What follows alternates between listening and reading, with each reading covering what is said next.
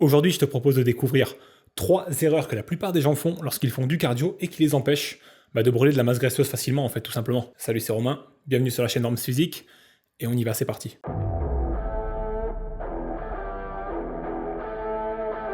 La première erreur, c'est de penser que le cardio est une solution unique à tous tes problèmes de perte de masse grasse. Je vais commencer par une punchline, tiens, ça va nous changer un petit peu d'habitude. Les gens qui ne font que du cardio restent gras.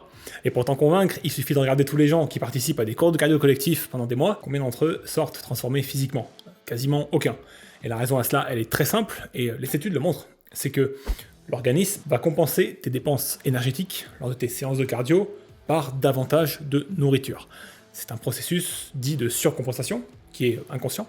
C'est-à-dire que même si tu me dis que tu fais du cardio et que tu fais attention à ton alimentation, eh bien ça ne suffit pas. Pour te donner un exemple, lors d'une séance de cardio, tu peux brûler entre 300 et 400 calories assez facilement. Mais si inconsciemment, tu manges 100 calories de plus au repas suivant et 100 calories de plus sur le repas qui suit encore, eh bien tu as très vite fait de gommer une très grande partie des efforts que tu as réussi à faire lors de ta séance de cardio. Du coup, tu ne brûles pas vraiment de graisse sur la durée. Donc le cardio, c'est pas une solution qui se suffit à elle-même pour brûler de la masse graisseuse sur le long terme. Il te faut obligatoirement en parallèle une alimentation avec un minimum de structure et de contrôle sur les quantités. Sinon, ton subconscient, il va jouer contre toi et ça ne marchera pas. Au mieux, tu vas pouvoir utiliser le cardio pour justifier tes écarts alimentaires. Donc c'est vraiment pas idéal. Et c'est pas la meilleure façon d'utiliser le cardio. D'ailleurs, j'en profite pour te dire que si tu souhaites découvrir une stratégie de cardio redoutable pour brûler les graisses difficiles de la sangle abdominale ainsi qu'une stratégie alimentaire simple qui va bien avec, alors tu peux cliquer sur la petite fiche juste en haut, je t'y montre tout un programme détaillé. Bref, le cardio oui, mais pas sans l'alimentation. Deuxième erreur, faire trop de cardio. Faire toujours plus de cardio ne veut pas forcément dire que tu vas brûler plus de gras sur la semaine. Ça peut même être complètement l'inverse. Le cardio, ça reste une activité physique qui peut être plus ou moins intense. Du coup, à outrance, tu vas produire plus de cortisol que nécessaire.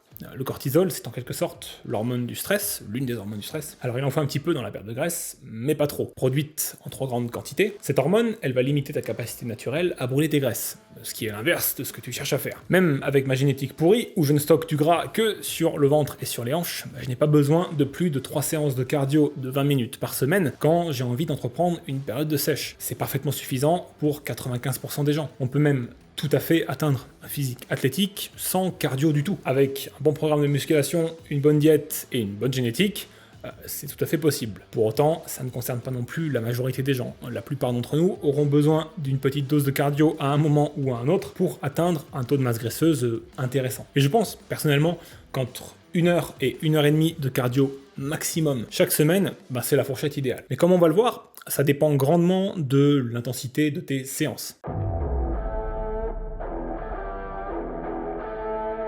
Troisième erreur, c'est de faire des séances qui sont trop longues. Et je pense que c'est l'erreur qui a le plus d'impact négatif sur la perte de graisse. Pour une raison qui est très simple. Si tu fais des séances de cardio trop longues, avec trop d'intensité, tu tapes énormément dans tes réserves énergétiques. En particulier, le glycogène musculaire, les réserves de sucre de tes muscles, pour faire simple. Ces réserves, si tu les épuises rapidement, ton corps il va chercher à les remplir à la fin de ta séance et tu risques d'avoir vraiment faim. En particulier, faim de sucré, si tu t'es vraiment buté lors de ta séance, tu vois. Du coup, tu as de fortes chances de craquer sur des aliments sucrés et de ne plus pouvoir t'arrêter de manger. Ce qui va évidemment anéantir tes efforts, voire même te faire prendre plus de graisse que ce que tu as brûlé lors de la séance. Donc, c'est pas idéal. La durée idéale d'une séance de cardio, elle doit dépendre de l'intensité que tu y mets. Si tu utilises le cardio de haute intensité ou de fractionné, à 100% de tes capacités respiratoires, 10 bonnes minutes suffisent amplement. Si par contre tu tables sur du cardio à intensité modérée, à 70% de tes capacités, eh bien 15 à 20 minutes seront suffisantes. Et si tu préfères faire ton cardio à faible intensité, à 40% voire 30% de tes capacités respiratoires, tu peux